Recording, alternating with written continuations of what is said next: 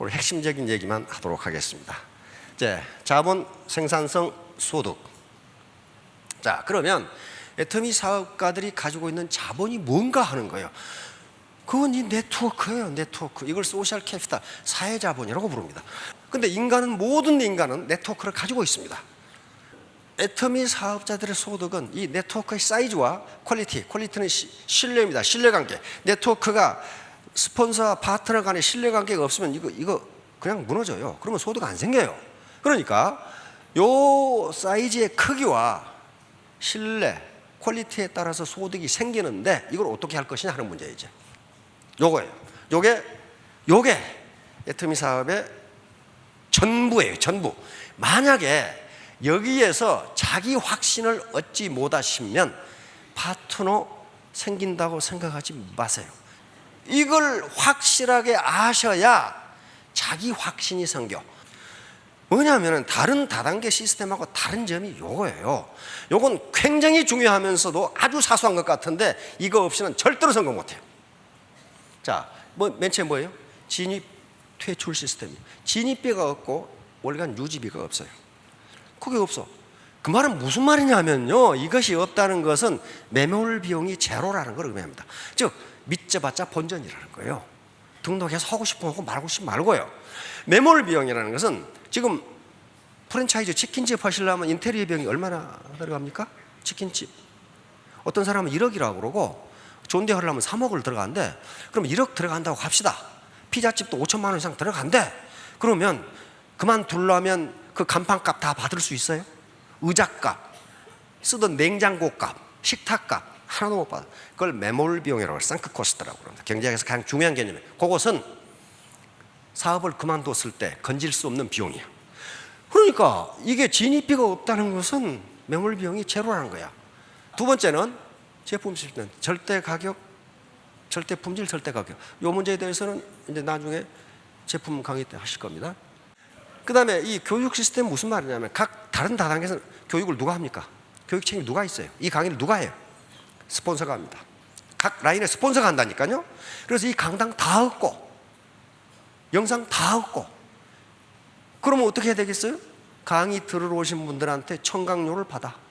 그리고 강의록을 팔아. 그걸 유지하는 거예요. 그걸 안 하잖아요. 회사에 다 해주잖아요. 자, 그 다음에 여기 뭐예요? 보상 시스템. 마케팅 플랜에 대해서는 나중에 또 말씀드릴 겁니다. 정의로운 마케팅 시스템. 자, 그 다음에 여기 뭐예요? 재심 압력 시스템. 혼자 하는 게 아니에요. 재심 압력이 없으면 절대로 소득을 1,000만 원, 2,000만 원 벌 수가 없어요. 이것이 있을 때만 기하급수 소득 증가가 나타나요. 그래서 그렇게 강조하는 거예요. 이걸 그렇게 강조하는 거예요. 인간과 인간관계, 나와 형제 라인.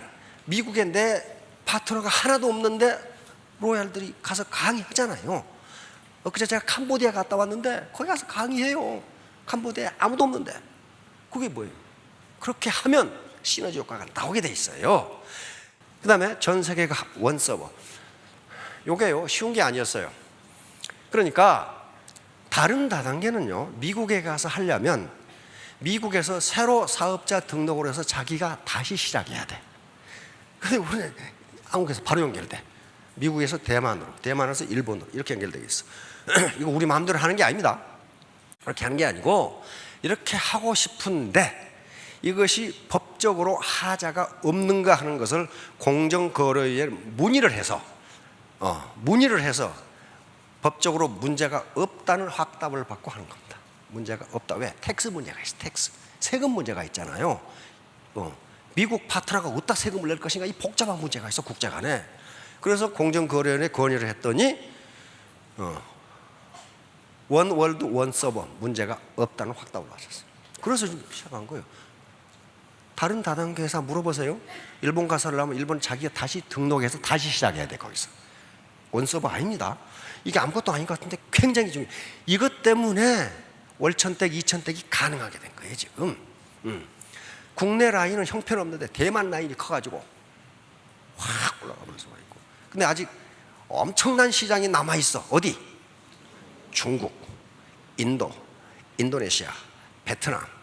그럼 여러분들이 스폰서가 돼야 되는데 스폰서가 되려면 사업 설명을 할 수 있어야 돼요. 알아야 된다는 말이에요. 자기가 말을 못해서 설명을 못할 수도 있어. 그러나 그 내용은 알고 있어야 돼요. 그래서 오늘은 요 재심 합력 시스템에 대해서 이게 왜 중요한가, 선진국 기업들은 지금 어떻게 하고 있는가 하는 것부터 시작하려고 합니다. 자, 미국의 매사추세츠 공대를 MIT, 보스턴에 있습니다. 세계 최고급 공과대학이죠. 지금은 종합대학이 됐죠. 그런데 어떻게 이 매사추세츠 공대가 세계 최고 대학이 되었는가 하는 것을 설명드리려고 그래요. 여기서 재심 합력, 인간 간의 터치, 인간 간의 이 상호작용이 얼마나 중요한가 하는 것을 설명드리려고 하는 겁니다. 이게 빌딩 20이라는 MIT의 건물이에요.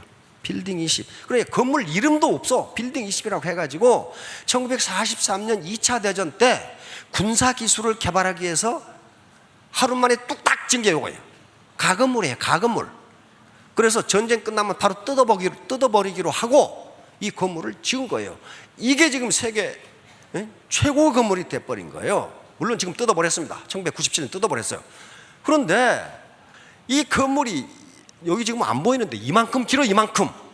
그러니까 100m 트랙하고 똑같아. 이렇게. 왜? 하루 만에 설계해가지고 지어버리니까 이렇게 지을 수밖에 없죠.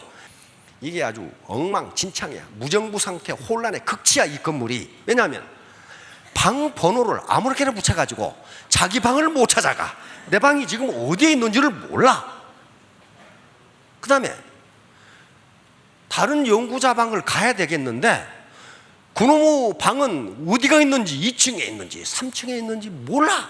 그러니까 다 돌아다녀야 그놈의 방을 찾을 수가 있어. 그런데 이게 폭발적인 창조성을 가져와 버립니다. 왜냐하면 여기에는 세계 최고의 연구자들이 모여 있어. 군사기술이니까 전파공학, 전기공학, 기계공학, 화학공학, 그것만 있는 게 아니고 언어학, 심리학, 생리학, 생물학, 이런 학자들이 여기서 바글바글해. 근데 전부 다 어디서 헤매느냐, 복도에서 헤매. 누구 방 어디냐고 전부 다 헤매. 그래가지고 복도에서 전부 만나는데 촘스키 같은 언어학자를 한번 만나려면 1년 전에 어포인트먼트를 약속을 해야 되는데 가다가 만나. 촘스키 선생님 아니십니까? 근데 나 촘스키인데 뭘 어째서. 다시 말하면 서로 이질적인 연구자들이 복도에서 만나서 대화를 하는 거예요. 근데 그놈도 헤매고 있고 이놈도 헤매고 있어. 그러니까 같이 헤매면서 계속 얘기를 해. 그거요, 그 문제가 안 풀리는데 지금 어떻게 하시면 되겠습니까? 그건 이렇게 해보게. 이렇게 된 거예요. 여기서 폭발적인 군사기술이 나오기 시작합니다. 뭐 때문에? 서로 이질적인 요소들이 합해가지고 뉴 아이디어가 튀어나오기 시작하는 거예요. 이게. 그래서 이 거지 같은 건물에서 노벨상 수상자가 9명이 나와요.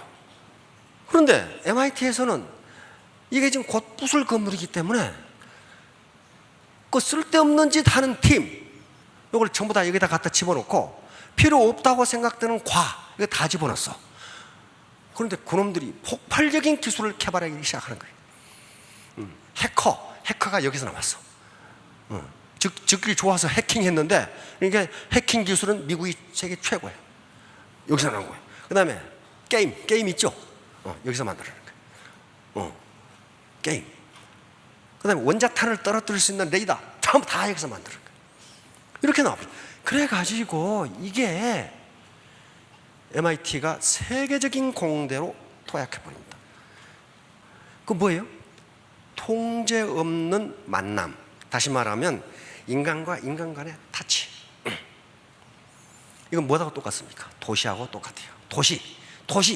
도시하고 똑같아. 인간이 만들어낸 가장 거대한 유기체가 도시라는 유기체입니다. 도시. 그래서 이 동물계, 생물계에는요, 그것을 지배하는 어떤 법칙이 있어요. 법칙이 있어. 그런데 제프리 웨스트라는 영국의 물리학자가 그러면 인간이 만들어낸 유기체인 도시에도 그 법칙이 적용되는가를 연구했어. 지금은 도시 문제, 도시를 연구하는 학자, 도시를 설계하는 학자도 이 제프리 웨스트의 연구 결과를 그대로 인용합니다. 어떻게 되냐면요, 인구가 마을보다 50배가 늘어나면 거기서 나오는 창조성은 130배가 늘어나요. 인구가 10배가 늘어나면 그 도시의 창조성은 17배가 늘어나. 다시 말하면, 그래서 학자들은 결론 내립니다. 앞으로 인간의 미래를 해결할 수 있는 방법은 도시밖에 없다. 그리고 도시가 모든 문제를 해결할 것이다. 그 말은 무슨 말이에요? 효율성이 커진다. 도시도 커지면 효율성이 커져. 그러다가 인간관계 터치가 복잡하게 많아져. 이거 두 분만 계시다면 터치라인이 하나밖에 없어요. 그렇죠? 세 분이면 터치라인이 두 개로 늘어나 버려. 한 분이 더 늘어나면 네 개면 6개로 늘어나. 그러니까 상호작용이 굉장히 많아지면서 이질적인 사람들 간에, 동질적인 사람들은 상호작용이 아무 소용 없어요. 이상한 사람끼리 서로 상호작용하면 거기서 이상한 아이디어가 튀어나온다는 거예요. 그걸 메디치 효과라고 그럽니다.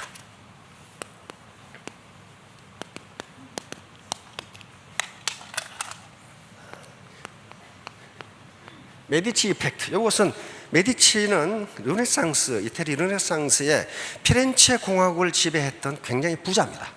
근데 이 메디치가 여러 사람들을, 여러 분야의 전문가들을 끌어들였어요.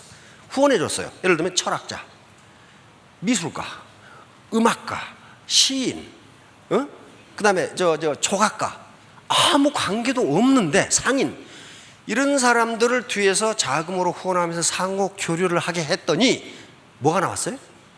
르네상스가 튀어나온 거예요. 그래서 르네상스가 아무 상관도 없는 사람들이 만나서 상호작용하고 터치를 했더니 르네상스라는 것이 튀어나왔어요. 이걸 메디치 효과라고 합니다. 다시 말하면 상호 이질적인 것들이 만나서 매우 혁신적인 아이디어가 나오는 상태를 메디치 효과라고 해요. 지금 세계 유수 기업들은 이 메디치 효과에 사활을 걸고 있습니다. 우리나라 기업들도 메디치 효과를 진즉부터 내려고 노력을 하고 있어요. 메디치 효과를 어떻게 하면 낼 수 있느냐, 그런 걸 하고 있어요. 예를 들면 2차 대전 때 독일의 암호를 푼 것은요, 군인들이 아니에요. 독일의 암호를 풀지 않으면 독일의 공군을 격파할 수가 없어. 독일 공군이 워낙 강하기 때문에. 그런데 누가 풀었느냐? 수학자, 고고학자, 언어학자, 과학자, 아무 관계도 없는 사람들이 모여서 독일의 암호를 풀어낸 겁니다. 그런 것이 바로 메디치 효과예요. 바로 애터미는 그렇게 돼 있다 이 말이에요. 스폰서를 보니 초등학교 졸이요, 그 밑에를 보니 중학교 졸이요, 또 거기다 노래방 아줌마요, 그런 경험을 하고 있는 사람들이 모여 있다는 거예요. 거기서 메디치 효과가 나온다는 거예요 지금. 자, 그렇게 되니까 이 건물이 그렇게 위대하기 때문에 마이크로소프트가 이걸 벤치마킹합니다. 마이크로소프트 세계 최고 기업 아니에요. 마이크로소프트가 2007년에 빌딩 99라고 지어냅니다. 어떻게 지었냐 하면은 한가운데다가 아무 때나 나와서 뭘 퍼마시고 수다를 떨 수 있도록 만들어놨어요. 아무 놈이나 나와서 수다를 떨어라. 왜? 이질적인 사람들이 만나서 이야기를 하다 보면 번쩍하고 아이디어가 떠오르는 거예요. 똑같은 놈이 이야기하면 아이디어가 안 나와. 왜? 이놈도 알고 저놈도 알거든. 그런데 전혀 엉뚱한 놈이 나와서 얘기를 하면은 그게 아이디어가 되는 거예요. 그래서 이렇게 중앙에 수다 떨 수 있는 공간을 만들고 이 주변에다가 사무실을 배치한 거예요. 아무 데나 나와서 수다 떨고 놀아라는 거예요. 그 다음에 모든 벽을, 거의 대부분의 벽을 칠판으로 사용해. 그래서 칠판에 가다가 무슨 아이디어가 떠오르면 그 칠판에다 적어놓고 가면 돼. 특히 화장실 갈 때 아무 데나 적어놓으라 이거야. 그러면 지나가다가 다른 놈이 보고 이것 봐라, 그렇게 하는 거예요. 제가 다니던 브라운 대학에도 그렇게 돼 있어. 교실 한가운데가 큰 칠판이 있어. 그럼 어떤 놈이 연구하다 안 풀리면 거기다 적어놔. 이런 문제가 있는데 아는 놈 적어놔. 그럼 어떤 놈이 아는 놈 적어놔 거기다가. 다 봐. 거기서 아이디어가 나오는 거예요. 지금 마이크로소프트가 이렇게 했다니까요. 그러니까 어떻게 하는 거야? 정보를 자기가 감추지 않고 안에서 전부 흐르게 하라. 지식을 너 사무실에 감춰두지 말고 여기서 수다 떨면서 다 교환해라. 그리고 너 혼자 아이디어 갖고 있지 말고 화장실 가다 생각나면 벽에다 써놓으라 이게. 그럼 다른 놈이 다 본다. 마이크로소프트가 지금 이렇게 하고 있어요. 지금 창조성이라는 게 엄청나게 나오고, 그래서 이 학자들은 이야기합니다. 당신은 도시인인가 시골 사람인가? 그 말은 무슨 말이? 당신은 많은 사람과 터치하고 인적 교류 상호작용을 하는가? 안 그러면 골방에 처박혀가지고 나도 알아 그렇게 앉아있는가? 그래서 저는 묻습니다. 당신 센터는 도시인가 시골인가? 도시 같으면은 많은 사람이 오가면서 자기 의견을 교환하고 다투고 싸우고 그것이 맞아 틀려 그러면서 아이디어를 얻는다는 거예요. 시골 같으면 조용해. 왜 그렇죠? 왜 조용해요? 스폰서가 내 말 들어, 내 말 들어 그러고 앉아있으면 그 센터는 정체하든가 망하든가 둘 중에 하나예요. 이건 제가 하는 얘기 아니고 학자들이 하는 얘기입니다. 그러니까 요 제프리 웨스트는 묻습니다. 당신은 도시인인가 시골인가? 당신이 도시인처럼 산다면은 당신은 점점 스마트해지고 당신의 비즈니스는 성공할 것이다. 자, 다음 제시합니다. 슈퍼 시너지 유나이티드 하트. 요 말은 누가 한 말이냐면요, 후한의 초대 황제인 광무제가 한 말입니다. 황제가 한 말이에요. 이게 전한이 있는데 전한이 왕망이라는 사람한테 망해버렸어. 왕망의 군대는 막강해. 그래서 나중에 후한의 후손인, 한나라 후손인 유수라는 사람이 군대를 일으켰어. 많은 반란군들이 군대를 일으켰죠. 근데 왕망이라는 이 군대에 당할 수가 없어. 워낙 강하니까. 그런데 작은 군대들이 힘을 합하니까 왕망을 격파하고 한나라를 되찾습니다. 그때 한 말이에요. 자, 뭐라고 그랬어요? 재심동력 얘기익장. 여기 우리는 재심합력이라고 다시 후손들이 바꿉니다. 많은 사람들이 한 마음으로 힘을 합하니 얘기익장, 그 날카로운 기운이 점점 강해진다. 그런 말이에요. 그러니까 파트너와 스폰서로 이루어진 어떤 센터라 라인이 한 마음으로 힘을 합하면 그 날카로운 힘은 점점 강해진다. 이게 4분 5열 죽습니다.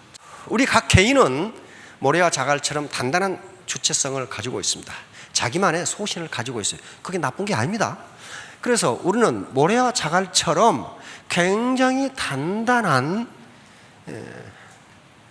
자아의식, 자존심, 이걸 가지고 있어요.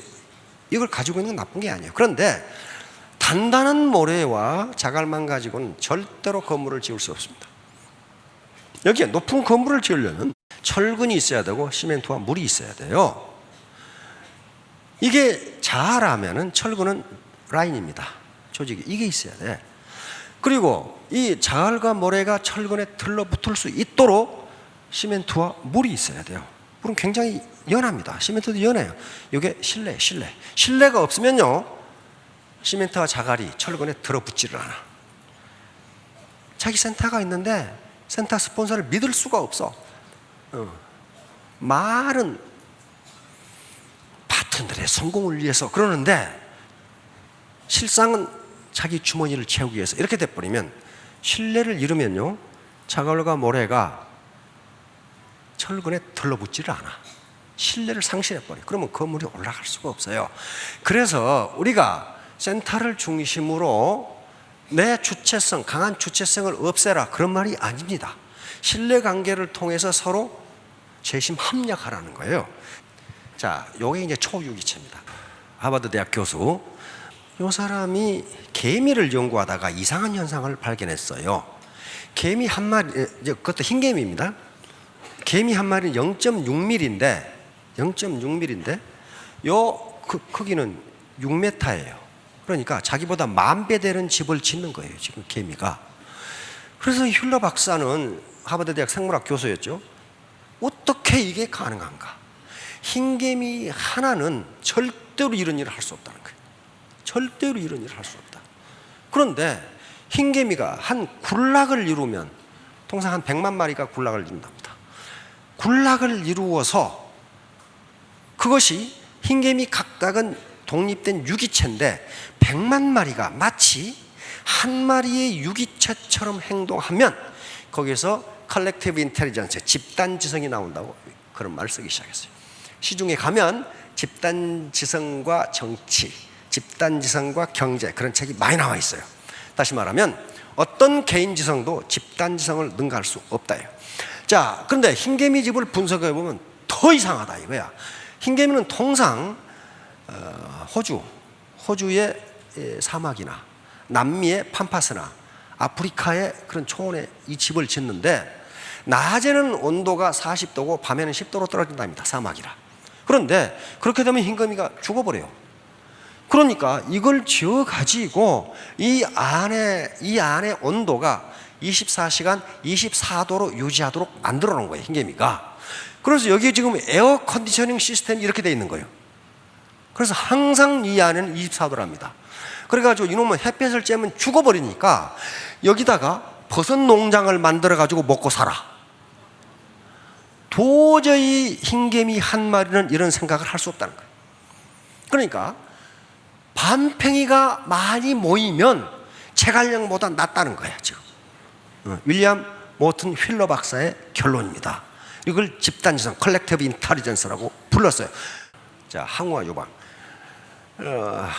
진시황이 망하고, 진시황이, 여러분 생각해 보세요. 진시황이 춘추 전국시대가 550년입니다. 결국 나중에 진시황이 진나라가 천하를 통일하죠. 통일합니다, 진나라가. 그런데 550년 만에 천하를 통일하고 망하는데 15년 걸렸어. 15년 만에 망해버려. 그 말은 무슨 말이에요? 당신 라인이 성공해도 성공하는데 10년이 걸리는데 망하는데 2년이 걸릴 수 있다, 그런 말이에요. 왜 그러냐? 바로 요것 재심합력 때문에 그래요. 항우하고 유방이 진시황이 죽은 다음에 천하를 놓고 다퉜죠. 그런데 항우는 역발상 기계세.